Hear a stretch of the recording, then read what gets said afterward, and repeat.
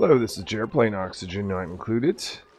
In the last episode, I got a material study terminal together. We've got a deep freeze and kitchen area over here. We're producing tons of hydrogen and lots of other little things over on this space. Again, deep freezer, and we're adding more automation around our food production. So we're producing meat for the purpose of barbecue meat. First thing we're doing here is putting in critter sensors, and we're going to be changing out this area to give us more ability to automatically push hatches in, at least from my perspective, so I don't have to monitor and make sure each of these are full. Because at the moment, if any of these drop below 7, I have to find someone here and click on them and wrangle. I don't want to do that anymore. The air here is a little bit stinkier than it should be because of all the polluted water bottles. So what I've got the dupes doing is taking these water bottles and dropping them off this new area with this bottle emptier and a pump. The pump is essentially going to push that into the same system that's going to treat polluted water, removing food poisoning here, and then pushing it out to the rest of the base, or to this area at least, where the water sieves to convert to water. And then we're storing it, essentially our lifeblood of our colonies right here. This is all the water we're going to use for oxygen production, a little bit of food, and running the supercomputer. Notice a few pips and cuddle pips around. That's due to the fact that I'm pulling eggs out of this stable and storing them here, and they're finally hatching. Sending a little bit more refined metal over to my other asteroid here, just so that I can complete this project of automation in the food production area. Dupes are bringing up heavy watt wires, because I've got plans to install buildings that are going to take a lot more power than just some water sieves and a pump. Somehow I have a hatch that's buried in a tile. But anyways, what I want to do right now is remove all critter eggs that are swept to this location right here. Filling in some water at this tile right here. We get enough liquid here now to cause a drowning effect. Any new eggs are going to be pushed in here, and we'll be able to get meat when they're reach the appropriate age. Just double checking some of the automation here. So I've got a critter sensor here, and this whole goal is to control this door. And it's looking to see if there's less than 10 critters or eggs. If there is, it's going to keep the door open, meaning that we want more in here. We don't want all of the critters converted to meat. We want to have some critters here for the purpose of repopulating our stables. All I need to do now is just indicate that I want critter eggs of type. We're just going to do hatch eggs. So that's going to allow this auto sweeper to see this, pull in some of the hatch eggs that it sees right here, and then push that into a conveyor loader, which is simply just going to drop it into this room. So we're always going to maintain 10 or so hatches and hatch eggs. So we're never going to run out of them for the stables. So when this room gets full, as the sensor indicated right now, what are we at, 13? It's going to close the door. This guy's still picking some up, but the moment it gets them, it's going to realize it has nowhere to go because it can't reach this anymore, so it's just going to drop them right there. The next part of this automation is we've got a critter sensor in each of the stables, and this is looking if anything is below 7, which is the amount I want in each stable. If it is, it's going to send a true signal and go through a NOT gate, which will mean that this door will be closed when one of these is below 7. And if I set this up to wrangle anything above 0, then we'll get these critters wrangled, and they'll be dropped off in one of these locations. So I see polluted water is starting to build up on this space. We don't have a system to treat food poisoning, so what I decided to do, let's just transport all this polluted water over to this world. We're going to be sending some water in, but that's fine. Just put water through the water sieve, it's still just going to become water. So over on this asteroid, these dupes are going to pick up that water, and polluted water, push it into essentially the same system the washroom is going through, be treated here for food poisoning, convert it to regular water, and then we'll store it away.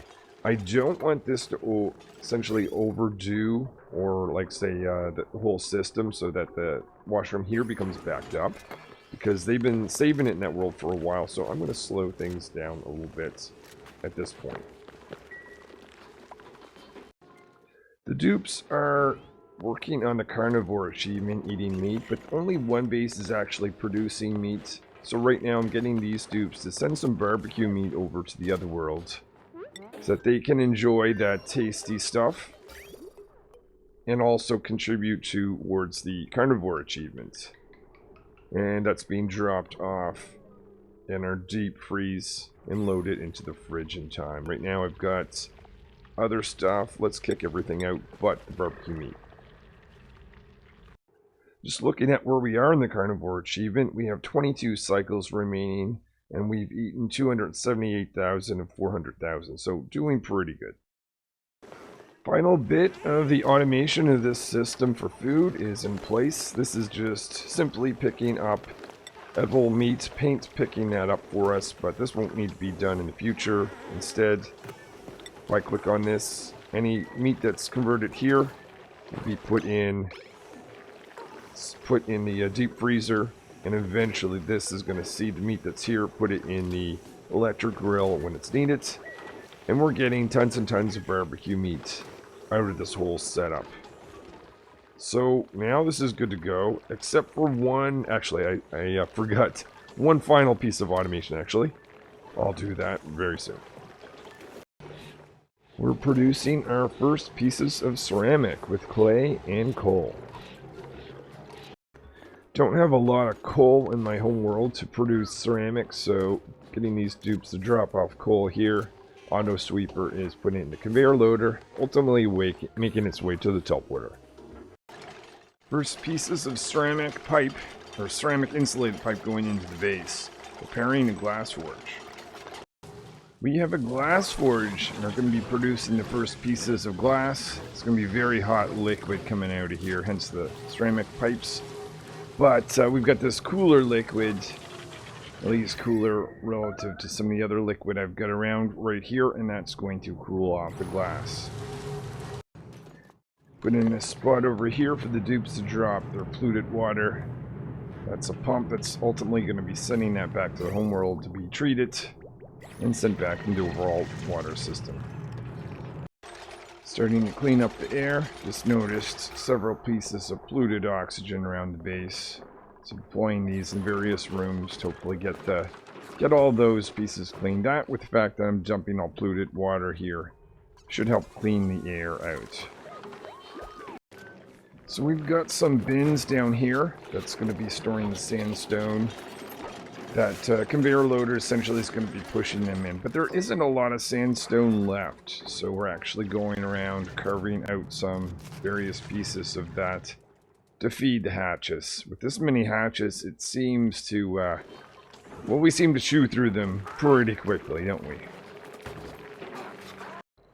New rocket platform. In the new rocket, this is a safe fare module. Plans essentially use this to be utility rockets along with Explorer. Got a new place on this world to dump polluted water. It's going to go into the line. It's going to send that back to the home world to be treated. We've arrived at the entrance of this cold biome, and first thing I want to do is add insulation, but still allow the dupes path to get in. We've got a new rocket platform and a new rocket. This is called Utility, a safe air module. It's going to be a companion to this rocket when we go on a journey out in space. We have this conveyor loader feeding sandstone to 4 critter feeders and 4 stables. So the dupes just need to make sure these things are loaded, which is actually kind of getting a little bit difficult to do since we're very low in sandstone. So we're going to go out and continually looking for more pieces to be able to chop out and bring down to our food production area.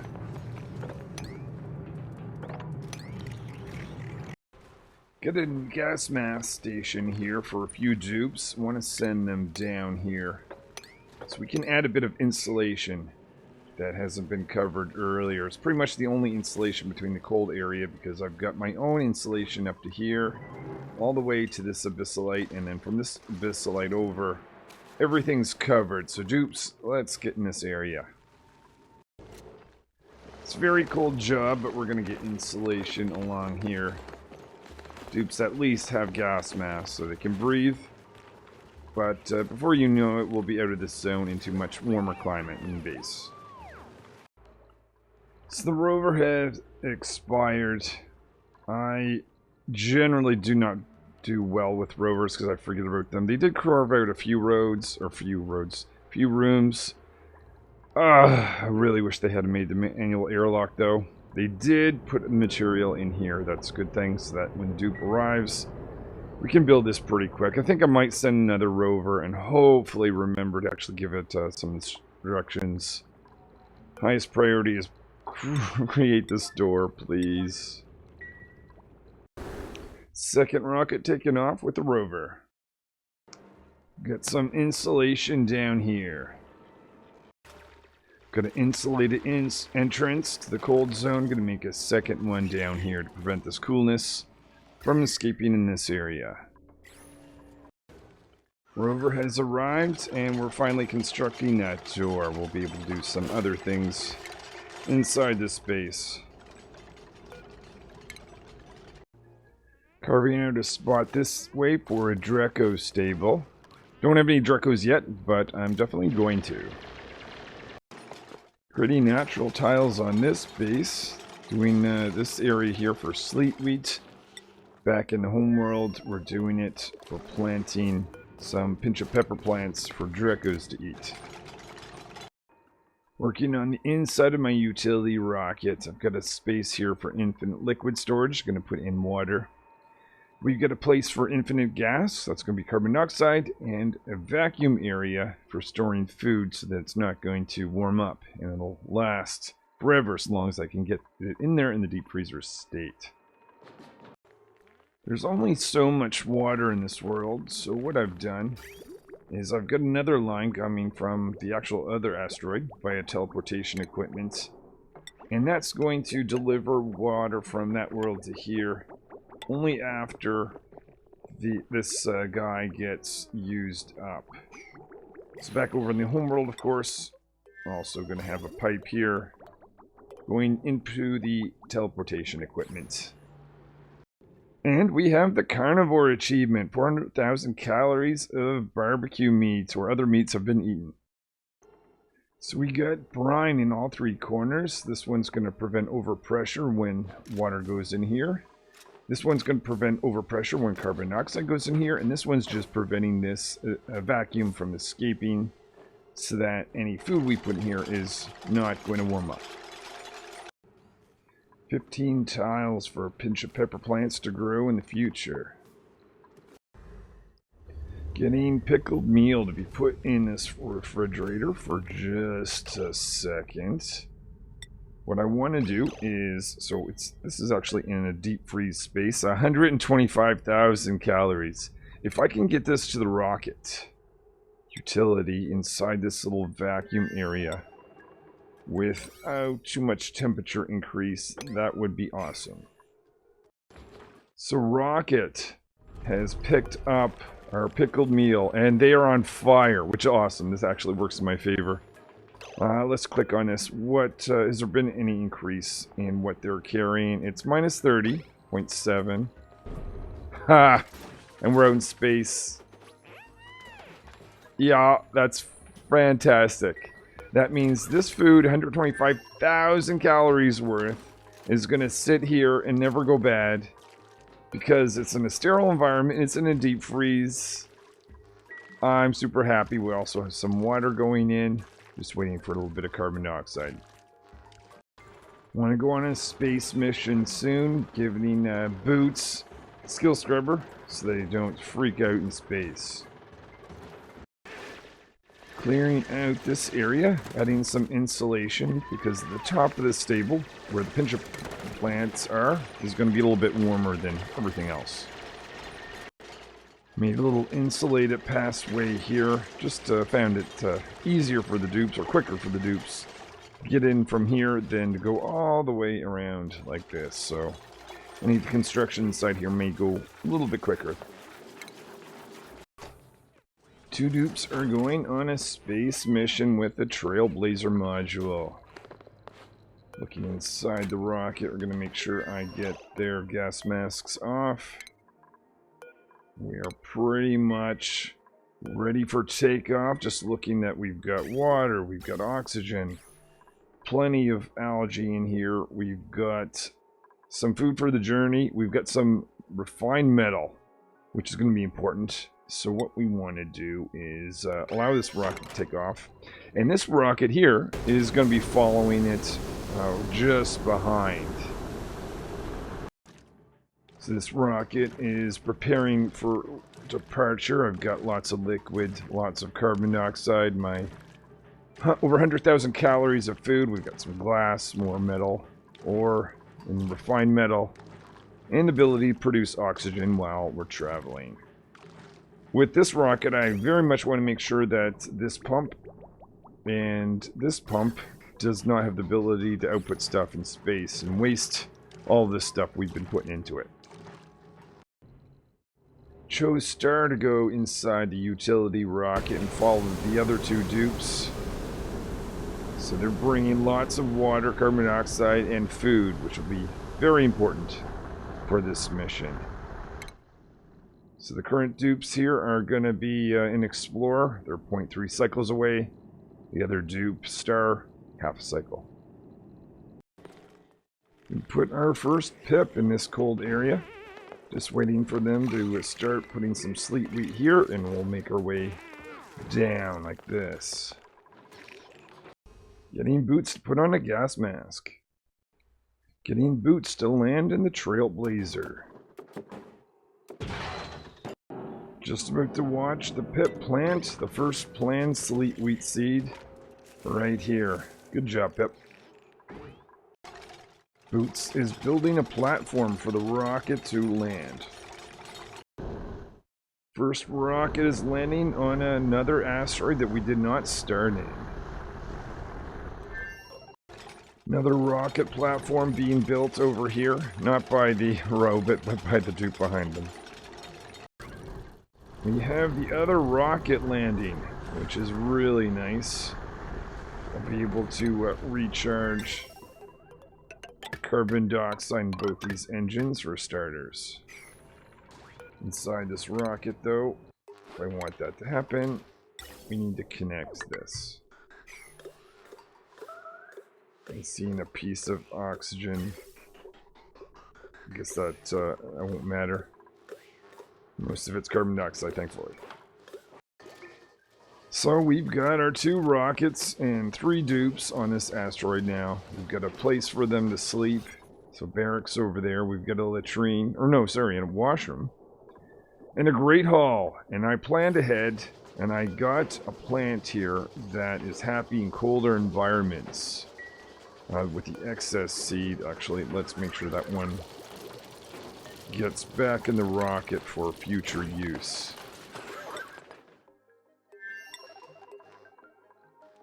We've got our mealwood here. It is, or pickled meal. Let's put this inside our utility rocket with the rest of the stuff so it's not going to go bad.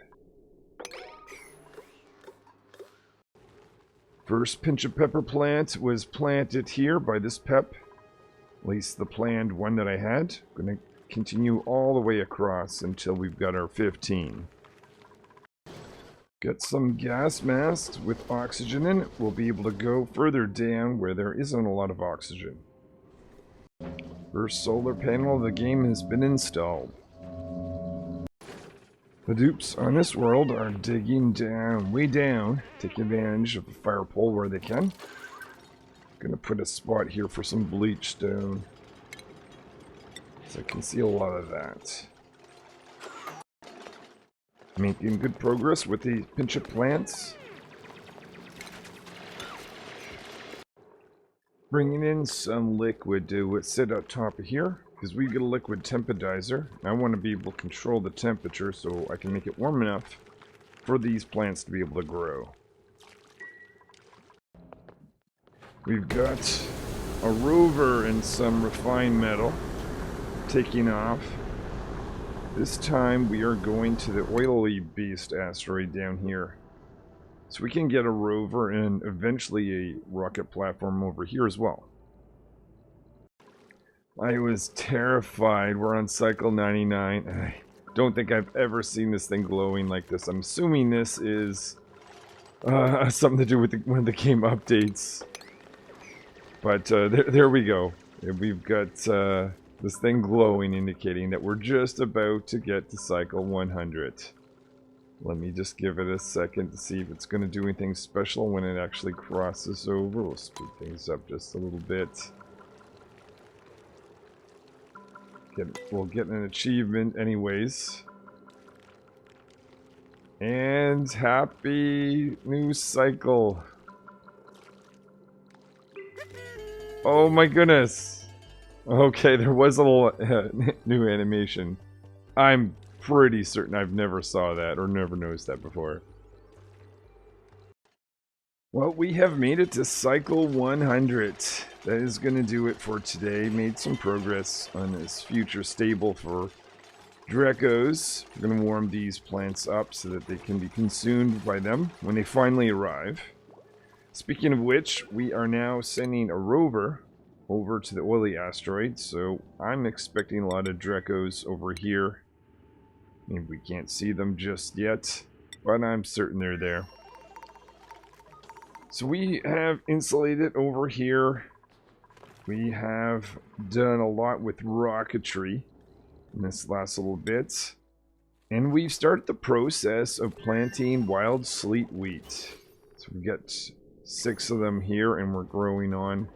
From this point on, we'll be taking advantage of all this cold area to grow this sleet wheat over here.